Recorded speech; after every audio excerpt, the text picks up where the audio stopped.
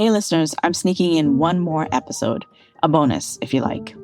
Overlooked is a podcast about ovarian cancer, but the ovaries themselves have become even more fascinating to me in the course of writing this series.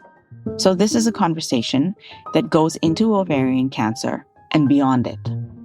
I think we've only really in the last 20, 30 years come to realize how important the ovaries are. This is Dr. Dianne Miller. She was the head of gynecologic oncology at the University of British Columbia. She's retired now, but has had a long and distinguished career. When I was a resident, I remember being told, well, if she's having surgery after age 45, you should recommend her ovaries come out. Well, clearly, in retrospect, that was absolutely horrible. But it reflects an attitude that we had towards the ovaries, that they were only important for making eggs and babies. Dr. Miller's team in British Columbia is credited with really moving the needle in ovarian cancer, including identifying that an opportunistic salpingectomy, which is a removal of your fallopian tubes, could prevent ovarian cancer. You can read more about this on the website. In this conversation, I talked to Dr. Miller about some of the questions I've been wondering about all along. Like, why are the ovaries still so mysterious to us? And how come we don't talk about ovarian health? Here's Dr. Dianne Miller.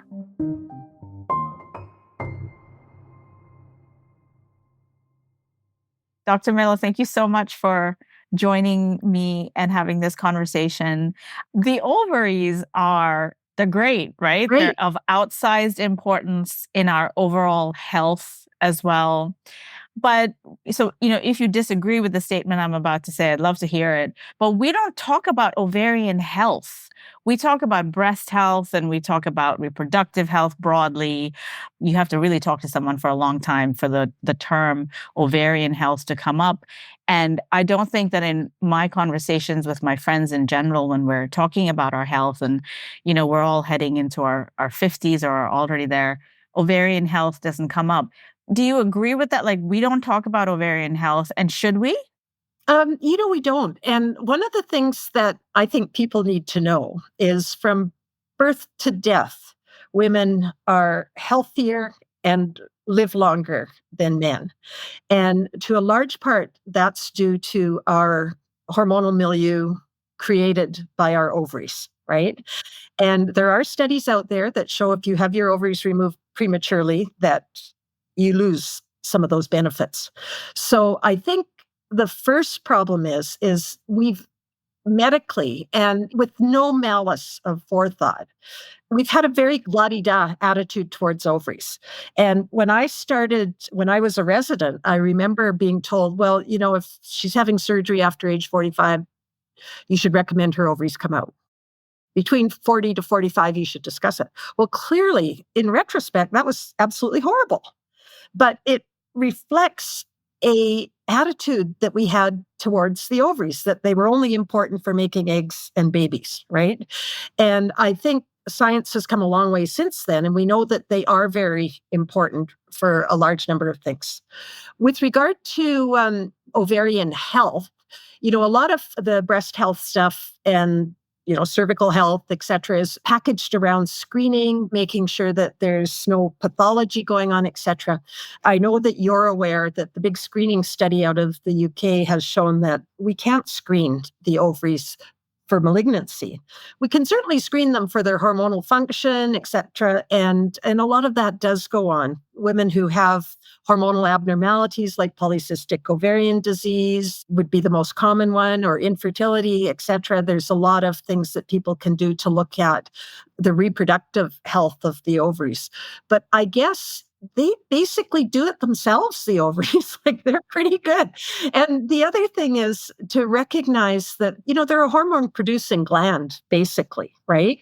And they're in harmony with all of the other hormone producing glands in our body. They're part of our endocrine system and they function in general very well. I think we only really in the last 20, 30 years come to realize how important the ovaries are, other than during childbearing. Right. And I wonder if it's, breasts are so visible and the reproductive system is so political. And it feels like all these other organs or systems have a thing, they have a place in popular culture, they have visibility, but the ovaries, and we can't touch them, we can't really feel them, we can't see them. They seem almost invisible. I feel like the ovaries get left behind a little bit. So nobody goes around saying, my ovaries are working great. I have regular periods and blah, blah, blah. I mean, it's not really a coffee conversation that we have. And, for a large, large part of medical history, it's been dominated by men. And you mentioned the politicization of female genitalia. I mean, even the word hysteria comes from the uterus, right? So I think that I like to believe that we've moved beyond that, but I think the ovaries might have suffered a little bit from paternalistic, misogynistic practices of the past. Yeah, just a little, Dr. Miller. That's great. Well, so I don't know if I mentioned this before, but the podcast is called Overlooked. And I would love to, I'd love to get people talking about ovaries over coffee, to be honest. I'd love to spark these conversations inside doctors' offices so that women as well just start thinking about this organ a little bit differently. I am shortly going to have my fallopian tubes out, among other things. Do I have you to thank for that, Dr. Miller? Well, probably not. I'm not your surgeon.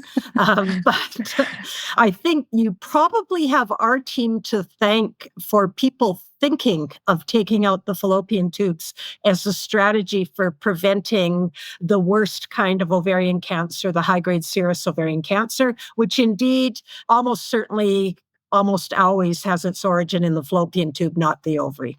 It has been really fascinating to me to understand the role of the ovaries in the body overall. Mm-hmm. So I want to ask you this question. For a very long time, and the thesis of the show as well is that ovarian cancer is a disease that has been kind of in a dark corner for a long time. Outcomes haven't really changed. There was, until recently, no real movement in the science, in any technology around it.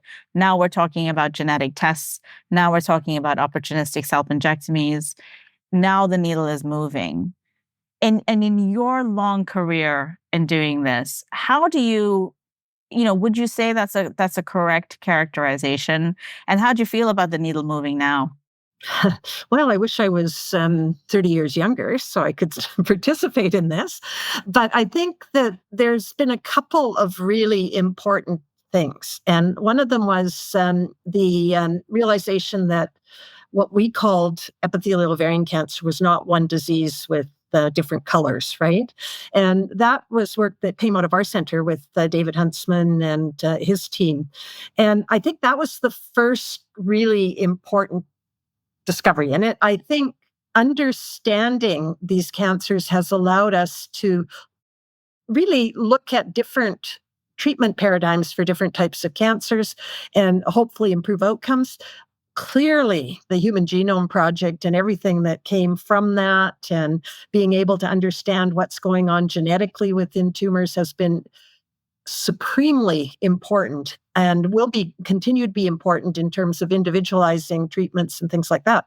Sadly, still, most of those treatments don't exist that we need. Like we know what we need, but they don't exist, but they will exist. And I think the thing that's most exciting is the pace and the trajectory of new discoveries in ovarian cancer. So I always thought ovarian cancer is a really good cancer to study from a scientist's standpoint for all the wrong reasons. One is that it's usually diagnosed late. And the second thing is that it usually responds to treatment and then it stops responding and the outcomes still are very poor, right? So if you have a new treatment, it's not going to take you 30 years to see if it results in improvement in treatment. You'll know that within 3 to 5 years if you hit a ball out of the park. If you were running a big pharmaceutical company and you had a drug and you think, well, it could work on all these cancers and blah, blah, blah, probably ovary wouldn't be at the top of the list because it's not that common and you really want to treat a lot of people with your new drug. But on the other hand, testing it on ovary may give you the first indication that it's a really valuable drug. So I think there's lots of reasons to study ovary, and hopefully people take that up. Let me ask you, was there anything that you wanted to add that I haven't asked? Well, uh, obviously over the years, I've given a lot of talks and lectures and things like that. So my standard finishing the lecture line is everybody wants to cure cancer, but it's way better not to get it in the first place. And that's what prevention's all about. You know, I was ready to end the interview, but here's something that's in the back of my mind that you just triggered for me. I completely get it. I completely get the tools that we have for prevention now as well are miles ahead of what we had before. But part of me, I suppose the angry woman part of me, is thinking about this in this way. And this is not an optimistic way to frame it, but I want to put it out there that ovarian cancer is a tough cancer. And right now, the best way to deal with ovarian cancer is to just remove the organs. And whether we're talking about the ovaries or the fallopian tubes, it's like remove the organs. Now, if you said to a man, the best way to deal with testicular cancer is to remove the organ itself, that would not go down very well. And so I think about, I think this is the thought that has been forming in my mind that I've articulated now for the first time with you saying that. And I'm 100% all about prevention. I'm going to be a walking example of prevention in 3 months' time. But I do wonder about that. I do wonder that organ removal is the way to get on top of this thing, which to me says a lot about how tough it is, this cancer still. What do you think about what I just said, Dr. Miller? Well, I can't disagree with you. And I think one of the reasons that we coined the term opportunistic self-injectomy is we didn't want to create a hysteria where women are lined up to get their fallopian tubes removed at the time of menopause. And the reason we didn't want to do that is in the big picture, it's a relatively rare cancer. And it's a rare cancer population-wise. Clearly, there are groups of women, yourself included, who are at higher risk, that the stakes are a lot higher. But knowing that there are opportunities to prevent it in average risk women is great. Knowing that there is no screen, and from the way the cancer develops, my personal feeling is there's never going to be a screen that picks it up early. Genetic screening, given your risk ratio, is going to continue to improve, but it's never going to be able, even people that carry the most worrisome mutations still only have like a 40-50% chance of getting the cancer. And women in the general population, the number that we would quote would be between 1 in 70 and 1 in 80, which pales in comparison to a number of other cancers. So we don't want to be doing harm. But if there's a way that we can optimize procedures that women are already undergoing to decrease the risk of fallopian tube high-grade serous cancer, we just thought that was a good idea. But I'm totally on your side. I think we do not want to just be lining people up willy-nilly and saying, take out your tubes. And we certainly don't want to be lining them up and saying, take out your tubes and ovaries, because in that case, we're actually doing harm. So if we're going to do something that's preventative, it has to not be doing harm. So I think that's why I can accept that. But I also totally agree with you about, is this the only way? But the other thing about ovaries that is a little different than, testes and breasts and things like that is that they're on the inside of the body. They're not something you can't, the guy can reach down and feel his testicle and see if there's a lump in it. We do not have that opportunity to reach down and feel our fallopian tube and see if there's a lump in it. And, sadly, it doesn't matter. Like some of these fallopian tube cancers that were discovered even before they were precancerous end up recurring 2 or 3 years later. So it's really the best we have for right now. Is it perfect? Absolutely not. for exactly the reasons that you said. I mean, but on the other hand, having watched too many women die of ovarian cancer over my career, I just think we have to do something. And this is something we can do without increasing the morbidity to the woman. Yeah. Well, on a professional and a personal level, I'm very grateful that you exist in the world and for your work and for your team's work, Mhm. because it's really something extraordinary, these ideas that you guys have opened up. And yeah, so thank you. Thank you. Oh, you're welcome.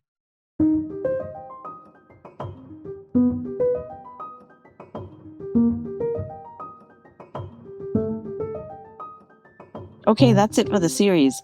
I really enjoyed nerding out on ovaries with Dr. Miller, and I hope you did too. It kind of makes me think I want to do a whole series on ovaries. Would you listen to that? And if that's something you'd want to hear a new podcast series on, write to me and let me know. Tell me what specific questions you have about the ovaries too. overlookedpod23@gmail.com is our email address. That's overlookedpod23@gmail.com. Or find us on Instagram. We're at overlookedpod.